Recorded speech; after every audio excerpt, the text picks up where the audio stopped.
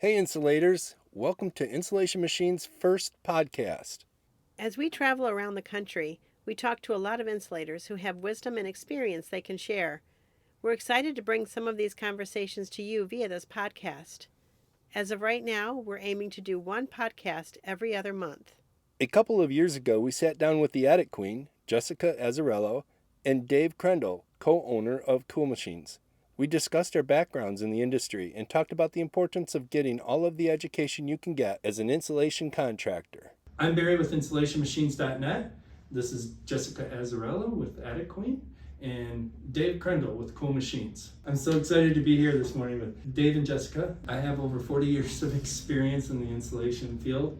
I've been loading hoppers since I was 11 years old, big old Vancos that were made actually in Van Wert, Ohio, and where Cool Machines is now located. I've got a lot of experience with the cellulose and the fiberglass, dense packing, and a lot of that. And now we're traveling around the country and training crews on all of those things, as well as the wall spray, cellulose and wall spray fiberglass, and extractions. Dave, tell us a little bit about your background. Well, I started in working as an indentured servant for the family at 7 years old, working at the Krendl machine factory. I'm the second oldest of 11 children, and so we all kind of worked there and cut our teeth on equipment as we grew up. Right out of my major in college, I got a bachelor's in industrial technology, and then I went on to become an industrial arts teacher and so forth.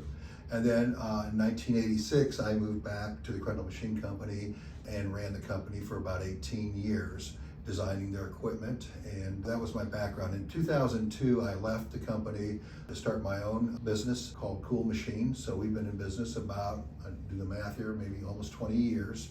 I know our reputation has been built on innovation. We have designed equipment for some aerospace companies. We've designed it for the road fiber industry. When it comes to fibers, we create the innovative devices for it and apply a lot of that technology back into the insulation industry. And I'm not an original thinker, I'll tell you that. I get my ideas and improve our products from people like Jessica and Barry talking to the customers in the field. They're always coming back and say, hey, have you tried this? Have you done that? I literally talk to probably 50 contractors a week, trying to keep me up to where we need to be and so forth. So it's a group effort with a lot of different people. So I started my career initially in finance. I was in residential mortgages. So for 16 years, that's what I did. About 3 years into that, I got into a management role, and I would manage teams, build teams. I've opened up call centers, things like that. I grew up north and moved to Florida about 4 years ago. I had several things that had happened to me personally, health related, which were very devastating, and I feel like when those things had happened to me, I really lost myself inside, and that's when I stopped really being as passionate as I was about my previous career. A year after moving to Florida, I ended up meeting a life coach who made me realize nothing was more important than health and happiness, and I literally quit my six-figure job behind a desk. Took me about 6 months to really, I did a lot of soul searching and working with my life coach, and figured out my purpose was to help people. I was coincidentally recruited by one of the top insulation companies in this area, worked for them for about a year, and it was a lot. I started in the office, and then there would be certain tasks that would come along. Oh, hey, the guys forgot to bring this on the truck, can you go run it? I'll pay you extra money. Can you go help them out on this job? I need somebody to fill the hopper. Then I remember my first extraction, I was like obsessed with it. I'm like, this is really great. I'm getting paid to exercise and clean out the attic. So I slowly over a year learned all the aspects. I eventually went into sales, but I took my first formalized training after a year, and I took that time to learn as much as I possibly could, and 4 months later I opened up Attic Queen. I already had experience managing people. I just continued to learn every single day and used my my videos and content that I had that I would get in attics, and I pretty much would just educate people on, hey, this is what I saw in this attic, and teach them, and people are like, oh, well, I wonder what's going on in my attic, and I kind of just grew from there. Over the last year, I became a building analyst, building envelope specialist, blower door certification, went and got my mold remediation. So anything I've ever done in life, I've always had to be the best, whether it was in sports or, you know, I wanted to be #1 in the country when I worked at Wells Fargo, and, you know, whatever it was, I accomplished it. So when I made the decision that this was going to be the industry for me, I knew I had to be the best. I'm at a disadvantage because I've only been in it for about 2.5 years.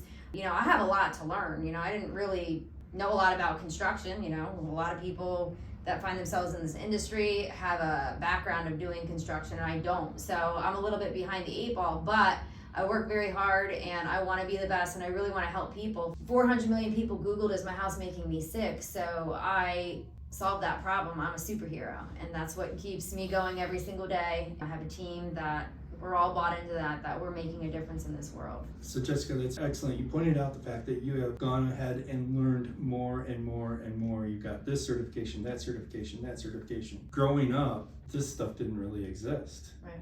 I mean, it was just to fill my attic up to this R value and run out the door. As a contractor, there's a lot of value in keeping that education in front of you.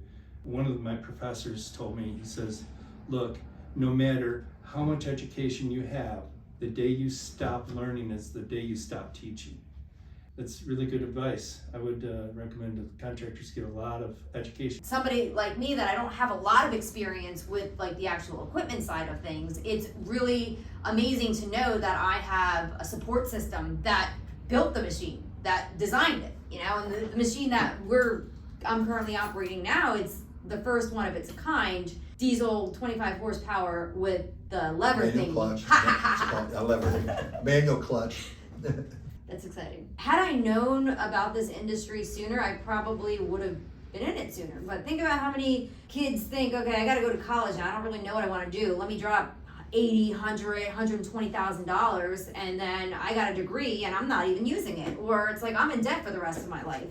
You don't need that for this. You know, you can do your BPI certifications and different kinds of certifications and learn a trade and not go into debt. Well, thank you, Dave and Jessica. Appreciate you guys taking some time with us. And thank you for watching this. Hope you made it to the end.